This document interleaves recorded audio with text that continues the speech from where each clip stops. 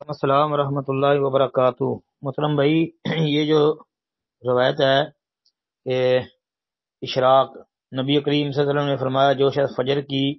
نماز سے فارغ ہو کر اسی جگہ بیٹھا رہتا ہے، خیر کے علاوہ کوئی بات نہیں کرتا، پھر 2 رکعت اشراق کی پڑھتا ہے تو اس کے گناہ معاف ہو جاتے ہیں، چاہے وہ سمندر کی جھاگ سے زیادہ ہی ہوں۔ اچھا جی۔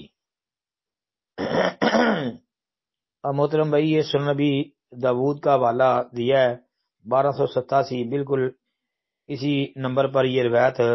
موجود ہے، لیکن یہ سند ضعیف ہے، اس لیے کہ اس میں یہ نہ ایک بات تو یاد رکھیں، مرکزی علت زبان بن فائد یہ ضعیف راوی ہے، جس طرح کہ ائمہ محدثین نے اس پر جرح کیا ہے۔ زبان بن فائد، علامہ ہاشمی وغیرہ نے کہا ہے کہ جمہور محدثین نے اس کو ضعیف قرار دیا ہے، اس کے علاوہ تقریب وغیرہ کے اندر بھی دیکھا جا سکتا ہے، یہ ضعیف الحدیث راوی ہے۔ پھر یہ جی سہل بن معاذ، اس پر بھی کلام ہے، جس طرح کہ امام یحییٰ بن معین رحمۃ اللہ علیہ نے جو ہے ان راویوں پر جرح کی ہے کئی کتابوں کے اندر، جس طرح کہ علامہ ابن جوزی رحمۃ اللہ علیہ کی الموضوعات وغیرہ میں بھی یہ موجود ہے۔ اچھا، باقی جو ہے یہ روایت کے الفاظ کہ من قعد فی مصلاہ حین ینصرف من صلاۃ الصبح حتی یصبح رکعتي الضحى لا يقول الا خیرا غفر له خطاياه وان كانت اکثر من زبد البحر، یہ ہے، لیکن یہ سندن ضعیف ہے جی۔ السلام علیکم ورحمۃ اللہ وبرکاتہ۔ السلام ورحمۃ اللہ وبرکاتہ۔ اچھا جی، اوابین، یہ جس پوسٹ میں لکھا اوابین، اس میں روایت نقل کی گئی ہے کہ نبی کریم صلی اللہ علیہ وسلم نے فرمایا جو شخص مغرب کی نماز کے بعد 6 رکعتیں اس طرح پڑھتا ہے کہ ان کے درمیان کوئی فضول بات نہیں کرتا تو اسے 12 سال کی عبادت کے برابر ثواب ملتا ہے۔ سنن ترمذی کے اندر 435 نمبر یہ روایت ہے۔ اس کے علاوہ سنن ابن ماجہ میں 1374 اور 1167 پر بھی آتی ہے۔ اچھا، تو یہ جو روایت ہے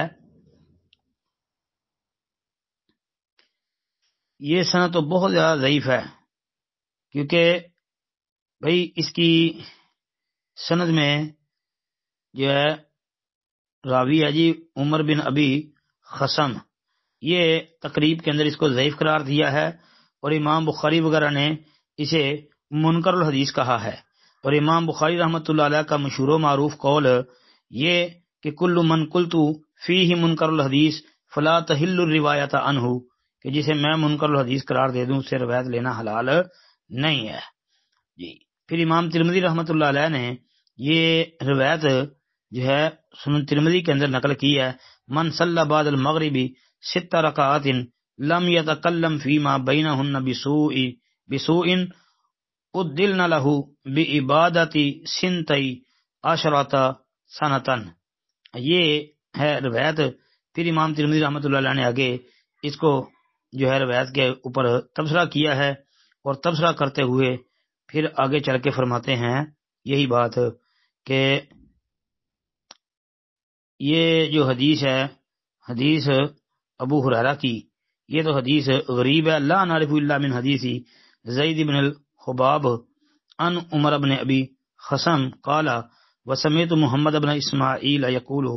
عمر بن عبد اللہ بن ابی خصم منکر الحدیث وضعفہ جدا، جی، کہ امام بخاری رحمۃ اللہ علیہ نے کہا کہ منکر الحدیث ہے، اور انہوں نے اسے صحیح ضعیف کہا ہے، مطلب کہ امام بخاری کا یہ قول شدید جرح والا قول ہے۔ پھر اس سند میں یحییٰ بن ابی کثیر کی تدلیس بھی ہے۔ بہرحال یہ ترمذی والی روایت بہت زیادہ ضعیف ہے، اور یہی روایت ترمذی کے علاوہ جو ہے سنن ابن ماجہ کے اندر بھی موجود ہے، اور اسی طرح ابن ماجہ میں اس روایت کے علاوہ بھی ایک روایت آتی ہے، وہ بھی میں عرض کر دیتا ہوں، وہ موضوع ہے، وہ روایت تو موضوع ہے، اس میں 20 رکعت پڑھنے کا ذکر ہے، 20 رکعت پڑھنے کا جی سنن ابن ماجہ میں، کہ من صلی بین المغرب والعشاء 20 رکعتا بن اللہ لہ بیتا فی الجنہ، کہ جو شخص مغرب اور عشاء کے درمیان 20 رکعت نماز پڑھے اس کے لیے اللہ تعالیٰ جنت میں ایک گھر تعمیر کر دیتا ہے جی۔ تو یہ موضوع روایت ہے،